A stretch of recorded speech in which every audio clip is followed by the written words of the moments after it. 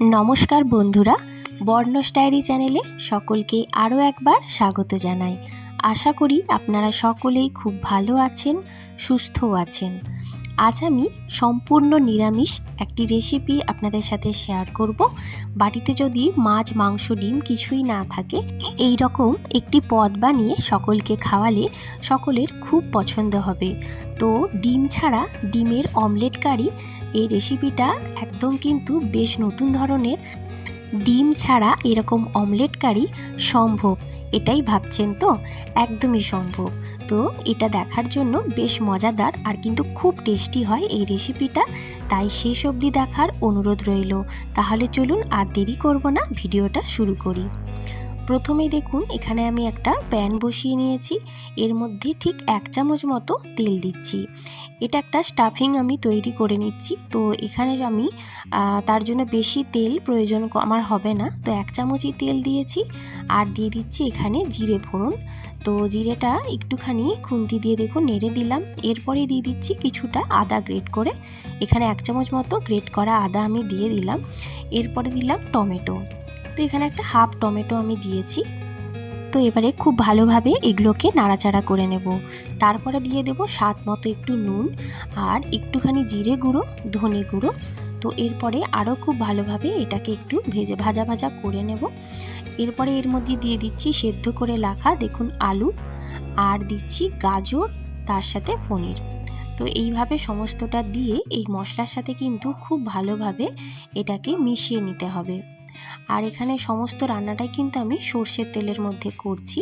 আর একটা কথা বলি, এখানে কোনো রকমের লঙ্কা কিন্তু আমি ব্যবহার করিনি, যেহেতু আমার ছোট ছেলেও খাবে। সেই কারণে কিন্তু এখানে কোনো রকম গোলমরিচ বা কাঁচা লঙ্কা, শুকনো লঙ্কা কোনো রকম ব্যবহার করা হয়নি। আপনারা অবশ্যই কিন্তু রান্নাটাতে লঙ্কা ব্যবহার করবেন, মানে ঝাল দেবেন, তাহলে এটার টেস্ট কিন্তু আরও ভালো লাগবে। তো দেখুন একসাথে আলু, গাজর, পনির এটা দিয়ে আমি একটা স্টাফিং তৈরি করে নিচ্ছি। তো এর মধ্যে আমি একটু অরিগ্যানো দিলাম। এটা পুরোপুরি অপশনাল, আপনাদের মনে হলে দেবেন। হাতের কাছে আমার ছিল, আমি তাই দিয়েছি। তো এইভাবে একটা সুন্দর পুর আমি তৈরি করে নিচ্ছি। তো দেখুন একদম কড়া থেকে আমার এটা উঠে আসছে। খুবই অল্প তেলে একদম হেলদিভাবে এটা কিন্তু আমার রেডি হয়ে গেল। এরপরে মেন রান্নাটার জন্য এখানে একটা মশলা করে নেব। তার জন্য মিক্সিং জারে দেখুন কয়েকটা আদা টুকরো, একটা বড় গোটা টমেটো, আর 10 থেকে 12টা কাজু বাদাম, 1 চামচ মতো পোস্ত, আর একটু 1 চামচ মতো পানমৌরি। তো এই আর একটু জল দিয়ে এটাকে খুব ভালোভাবে আমি পেস্ট করে নেব। তো দেখুন মশলাটা কিন্তু আমার একদম তৈরি হয়ে গেছে। এর ফলে কিন্তু রান্নাটা করতে খুব সুবিধা হবে। তো এরপরে দেখুন থালায় এরকম একটু জল নিয়ে নিয়েছি, আর নিচ্ছি ঠিক এরকম পাঁপড়গুলোকে জলের মধ্যে একটুখানি ভালো করে এপিট ওপিট করে চুবিয়ে একটু নরম করে নিতে হবে। আর যে জলটাকে খুব ভালো করে ঝরিয়েও নিয়েছি। এরপরে দেখুন যে স্টাফিংটা আগেই আলু দিয়ে তৈরি করেছিলাম, সেটা ঠিক পাঁপড়ের মধ্যেখানে এইভাবে দিয়ে জল দিয়ে ভালোভাবে পাঁপড়টাকে কিন্তু আটকে নিচ্ছি। তো বুঝতেই পারলেন এই অমলেট কারির রহস্যটা কি। তো ঠিক এইভাবে পাঁপড়গুলোকে ফোল্ড করে নেব। তো এইভাবে আমি বাকিগুলোও সুন্দরভাবে তৈরি করে নিচ্ছি। তো অবশ্যই কিন্তু পাঁপড়গুলোকে জলের মধ্যে একটুখানি এপিট ওপিট চুবিয়ে নিয়ে নরম করে নিতে হবে। তবে দেখবেন খুব নরম করবেন না, তাতে কিন্তু পাঁপড়গুলো ছিঁড়েও যেতে পারে। তো এই কাজটা ওই জন্য খুবই সাবধানে করতে হবে। একটু আলতোভাবে ভিজে গেলেই কিন্তু তুলে নেবেন। তুলে নিয়ে ঠিক এইভাবে হালকা হাতে এগুলোকে জল দিয়ে এরকমভাবে আটকে নেবেন। তো এইভাবে করলেই কিন্তু খুব সহজে হয়ে যাবে। তো এইভাবে আমি 4টে আমার তৈরি হয়ে গেল। এরপর দেখুন প্যানে আবার আমি তেল দিয়ে দিচ্ছি, সর্ষের তেল।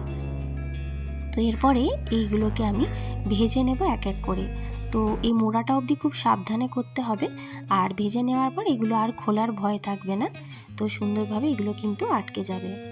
তো ঠিক দেখুন এইভাবে এগুলোকে এপিট ওপিট উল্টে এগুলোকে খুব কড়া করে ভাজবো না, হালকাভাবে ভেজে নেব পাঁপড়টাকে। যেহেতু ভেতরে স্টাফিংটা সুন্দরভাবে তৈরি হয়েই আছে, তো পাঁপড়গুলোকে জাস্ট 3 মিনিট মতো এগুলো ভেজে নিচ্ছি।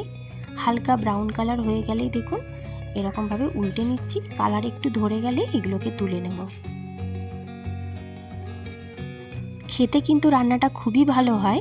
নিরামিষের দিনে আপনারা অবশ্যই বাড়িতে বানিয়ে দেখবেন, খুব ভালো লাগবে খেতে। তো দেখুন এইভাবে আমার ভাজা হয়ে গেল। তেলটা ঝরিয়ে আমি পাঁপড়গুলোকে তুলে নিচ্ছি। তো দেখতেই পাচ্ছেন অনেকটাই তেল আছে, এই তেলের মধ্যেই কিন্তু বাকি রান্নাটাও আমি করে নেব। তো এর মধ্যে গোটা গরম মশলা ফোড়ন দিলাম আর দিচ্ছি একটুখানি জিরে ফোড়ন। এরপরে যে মশলাটা আমি তৈরি করে রেখেছি এটা পুরোটাই আমি দিয়ে দিলাম। তো ব্যাস, এখানে আর কোনো রকম ঝামেলাই থাকলো না, যেহেতু প্রথমেই আমি তৈরি করে রেখেছিলাম মশলাটা। তো এইভাবে খুব ভালোভাবে কিন্তু এই মিক্সিটা ধুয়েও যে জলটা থাকবে সেটাও আমি দিয়ে দিলাম। এরপরে মশলাটাকে বেশ টাইম নিয়ে কিন্তু কষিয়ে নিতে হবে, যতক্ষণ না সাইডে তেল ছেড়ে আসছে। আর আপনাদেরকে প্রথমেই বলেছি লঙ্কা এখানে আপনারা অবশ্যই ব্যবহার করবেন। তো এখানে কোনো রকমের আমি ঝালও দিইনি। তো এই দেখুন, এখানে পরিমাণ মতো একটু হলুদ আর নুন আর একটু স্বাদ মতো চিনি দিয়েছি। যেহেতু নিরামিষ রান্না, তো একটু মিষ্টি হলে আমার যেন মনে হয় ভালো খেতে লাগে। তো চিনিটাও কিন্তু পুরোপুরি অপশনাল। তো এটা টেস্ট ব্যালেন্সের জন্য হালকা আমি একটু চিনি দিয়েছি। তো এইভাবে খুব নাড়াচাড়া করে এটাকে কষে নিয়েছি। এরপর যতটা পরিমাণে জল লাগবে ততটা আপনারা জল দেবেন। আর পাঁপড় যেহেতু অনেকটাই জল টেনে নেয়, তো এটা একদমই গায়ে গায়ে শুকিয়েই যাবে। তো আপনারা সেই বুঝে জলটা দেবেন। তো এখানে আমি এই রকমই জল দিয়েছি, কারণ আমি বেশি গ্রেভি এখানটাতে চাই না, তো সেই কারণে। এরপরে দেখুন জলটা যেই ফুটে উঠেছে আমি কিন্তু এই ভেজে রাখা পাঁপড়গুলোকে দিয়ে দিয়েছি। আর এই কাজটাও কিন্তু খুব সাবধানে করতে হবে। পাঁপড়গুলো যেই আবার এরকম জলে দিয়ে দেওয়া হবে প্রচণ্ডই নরম হয়ে যাবে। এখানে সাবধানে না করলে পাঁপড়গুলো কিন্তু আবার ভেঙে যাওয়ার সম্ভাবনা থাকবে। তাই ঠিক এরকম দিয়ে বেশি ফোটানোর দরকার নেই, 5 মিনিট মতো কি 3 থেকে 5 মিনিট মতো ফুটিয়ে নিলেই হবে। তো এরপরে দেখুন ওপর থেকে একটু গরম মশলা আর ঘি দিয়ে দিলাম। এরপরে গ্যাসটা আমি অফ করে এটাকে 5 মিনিট মতো রেখে দেব। তারপরেই এটা গরম গরম পরিবেশন করব। তো দেখতেই পাচ্ছেন আমার একদম রেডি হয়ে গেছে। তো আপনাদের কেমন লাগলো আজকের রেসিপি অবশ্যই বলবেন, এই ডিম ছাড়া অমলেট কারি। তো যদি ভালো লেগে থাকে অবশ্যই কিন্তু লাইক, শেয়ার, কমেন্ট করবেন। আর আজকের মতো এই পর্যন্তই, আবার অন্য কোনো ভিডিও নিয়ে হাজির হব। ধন্যবাদ।